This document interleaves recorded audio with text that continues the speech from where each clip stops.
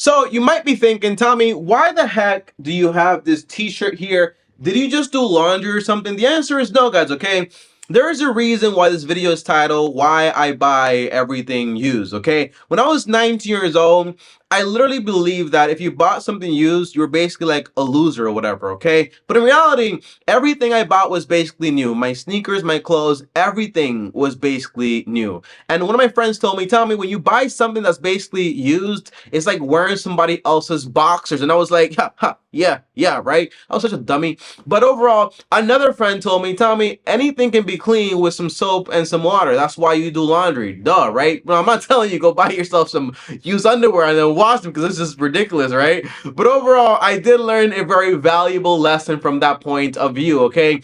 Thinking that you need to have new things and new is everything, the answer is it's just basically like a marketing tactic, okay? If you buy a new product, guess what? You always have a new customer from a business point of view. But if you're basically buying used things, well, that business only really gets one sale. For example, if I buy this remote control new, and then you want to buy from me used, then guess what? That business doesn't get a percentage of that sale anymore because they only got the original sale. Doesn't that make sense? And wouldn't that make sense to why businesses and social cues want to make you think that, no, buy everything new because new is better, right? The answer is no, absolutely not, okay? So this right here is a stoic reminder for myself of when I was actually about 20 or 21. I really changed very quickly once I learned the truth, guys. And basically, one of my first things that I actually bought from Goodwill. And Goodwill was one of those websites that actually kept me alive when I was going crazy saving a bunch of money and working my butt off, okay? And I think, if I remember correctly,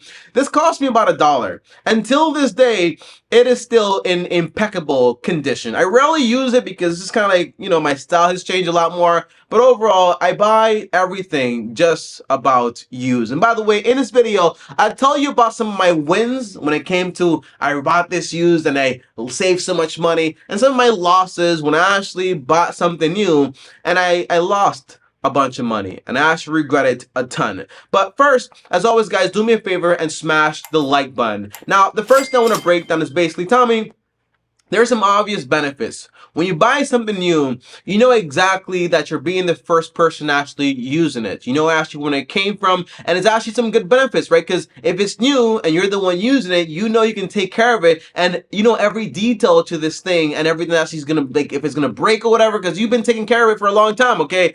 But in reality, that's actually not really true. Yeah, sometimes if you buy, for example, a brand new car with 0 miles on it, you're like, yo, this is my car, I take care of it, I do all the maintenance, great stuff, right? But it still came from a manufacturer. And in reality, a lot of times when you get a new car, you know, there's a bunch of recalls. You know, there's this error and then the error, and then you're kind of like the one, because you bought brand new, you get to suffer those particulars, okay? Now, by the way, when you also buy something new, you also get the new premium or the new tax. That basically means, again, with a car, it's your car, you sit your butt on it for the first time, you're the one riding it, but it's also a massive amount of depreciation that you will have to swallow. Depreciation is when you buy something and it loses value, okay? So I bought a Mercedes, it cost me $30,000. In 5 years, it's down by 50%, so now it's actually only worth about $15,000. Guess what? Yeah, I was the first one to use it. I put on it the first 6,000 miles, which is great. I took care of it. I did all the recalls, but I also lost $15,000 or 50% of all my money. But then here comes Tommy, and by the way, this is the actual benefit of buying something used, right? Well, Tommy comes along, he says, hey, it's a sweet car, I want to buy it from you. Well, I bought it for $30,000. I don't care. It's only worth $15,000 now. So now I get to sit my butt in your car for $15,000 less. And now there's something called the depreciation curve, which basically means at a certain level, depreciation does not go down as fast anymore. So now I can ride that car for another like 5 years or so, and it will not go down by 50%. It might go down by like 25% or so, which basically means, yeah, I bought it for 15,000. I can put another 6,000 miles on it, but now I can resell it for 12,000. $10,000 and actually get to actually say, hey, I got this car, I used it for a long time, and now I can actually resell it and have somebody else take care of it. My point is, okay, there is some obvious risk. When you're buying something used, you have to be kind of like a specialist. You got to know exactly what you're getting yourself into. But it's not just that, okay? Because when it comes to buying, for example, a used phone, it's easy. You check the phone, you take it to a store, and you're like, yeah, the phone looks pretty good. That's more than fine. You check the battery percentage, yeah, it takes charge, okay? No big deal. You're buying a car, it's more complicated. So what do? You get a mechanic. And by the way, for everybody that talks about, no, you want to go new with everything, everyone usually buys like used houses, okay? What's the point? What's the problem with used houses, right? Nobody says nothing about that, okay? Everybody buys used houses. Everybody rents used apartments, right? Because there's no issue. And then somebody actually lived there, walked around naked, there was no problem. But then you're talking about a car, you're talking about a phone, and by the way, you're talking about clothes. And by the way, I have no problem with buying used clothes either, because I did it at some point. But now these days I kind of like don't do it because it's not really necessary. But even when I bought it back then, it's basically you buy the clothes and you put it in the washer, dryer. The clothes are ready, okay? They're fine. It's fabric, okay? There's no big deal. Now I do have a rule: I don't buy any used boxers. It's just weird. But for the most part, you can buy shirts, you can buy jeans, you can buy accessories, you can buy shoes, you can buy whatever you want, and it'll be just fine, okay? So now, let me confess to you guys one of my biggest regrets and mistakes. And it wasn't even my own money that I lost, but it hurt me just as bad, because it actually cost me a lot, okay? And by the way, there is something I do want to address, because I don't want to be found myself as a hypocrite. And you might say, Tommy, if you're all about, for example, buying used things, why do you buy a brand new iPhone, right? You have the iPhone 14X, whatever, what was the thing called? iPhone 14 Pro Max or whatever, and it costs about I think it was like $1,200. I paid $1,100 because I bought it from a guy who bought it from Apple, coming from a Google stipend, and he gave it to me new. It was sealed and everything. Cool stuff, okay? Got a little discount. I paid no tax, which is great stuff, okay? But why? Guys, there is no problem with buying something new when you can afford to lose the money, okay? So in my case, if I buy this phone, I keep it for 5 years, I pay cash for it, that's fine, okay? That's what I've chosen to do, but it doesn't mean it's the most reasonable thing or the most financially savvy thing to do. There are some choices you actually make just because you want to and because you're financially stable enough to actually go ahead and do it, all right? But for the most part, here's one of my biggest losses I ever took without my own money. It was basically a $750 phone. I was about 17, I think it was, and I had my mom buy me a Galaxy S7, and back then these phones were like $750 or so, okay? With tax, it was almost $800 or whatever. And I was like, yeah, thank you, mom. And at that moment, I felt like such a cool guy, right? Because I was in school, I had the freshest phone, it was cool stuff. And then I remember now this phone, today is worth like $50 or so. It was such a massive waste of money, right? And my main thing is when it comes to phones, for the most part, and by the way, in reality, this phone was more like a gift for myself because I just became debt free and I wanted to give myself a gift, right? So that's what I did. But for the most part, my last phone before this one was actually an iPhone X Max that I actually bought for like $200, and I resold, and then I actually resold it again, and then I made some money. I basically bought the phone for free, right? That's what I used to do with phones. But for the most part, when you're looking to buy a phone, remember the same rule of depreciation applies. If you buy a phone that's 3 years old or 2 years old, the phone is still in working optimal condition. It's not like you're going to buy something that's only going to be good for 1 year. Just because a new phone comes out every single year doesn't mean these phones go bad every single year, right? Because if we believe that, then that would mean that cars go bad every year, right? That's not the truth, right? These things last a lot longer than that. You can have a phone for 5, 7 years or so, more than fine, okay? So one rule that I found was basically, I was looking at the new Galaxies, and they cost a lot of money. They're like $1,000 or whatever. But I was also looking, for example, at the Galaxy S21. And it's a phone that when it first came out was like $800 or like $900, something like that. And today, that phone can be found on Amazon refurbished website or whatever for like $200.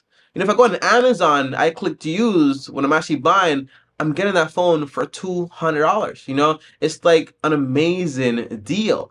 So my whole point is, guys, you really want to think about when you're actually buying something. If you can't afford something, if the only way you can buy it is on credit, don't do that. there are a bunch of flagship phones that can be found for $200, $150, and I regret that so much because in reality it cost my mom a bunch of money, and I would never do something like that ever again. Now, number three, I actually want to talk about one of my biggest wins. Okay, so not too long ago, I got my license for the first time, my driver's license. I was so excited and so on, and I was like, I can't wait to actually go on the road and start driving. And I was eyeing a Mazda CX-5 2019 Grand Touring Edition.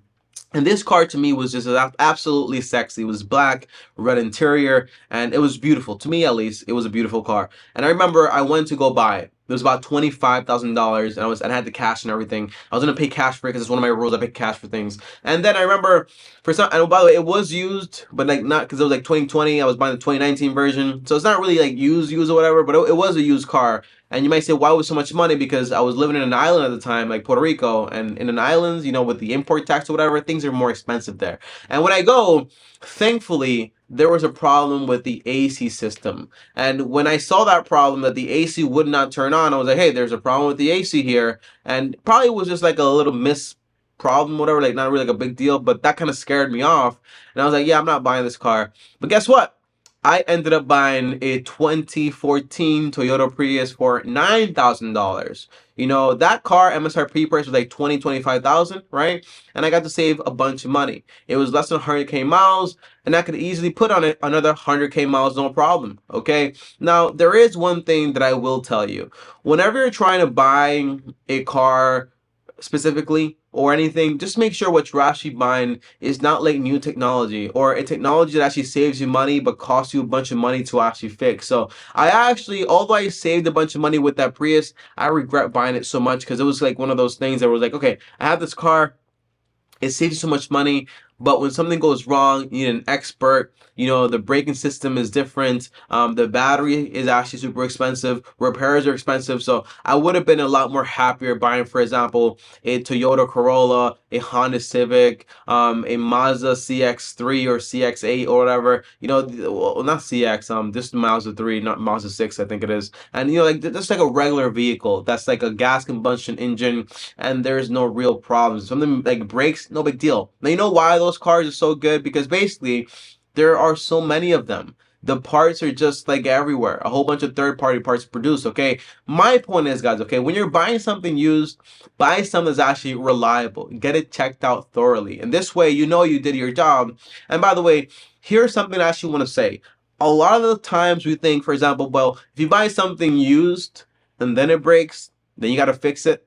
You're back where you started. The answer is not really, okay? If you buy a phone for like $200, you find out the battery isn't working, you replace the battery for like $50 or whatever, the answer is, well, you spent $50 extra, but you didn't spend $1,000, right? Same thing with a car. You find out the car AC system isn't working, but you bought the car for like $15,000 instead of like $30,000. The answer is, well, that's an expensive like $500 to fix the AC, but guess what? You didn't spend an extra $15,000 on this thing, okay? So my point is, usually my rule is, I buy everything just about used, except these days like clothing and stuff like that, because I can pretty much like find that stuff for like cheap.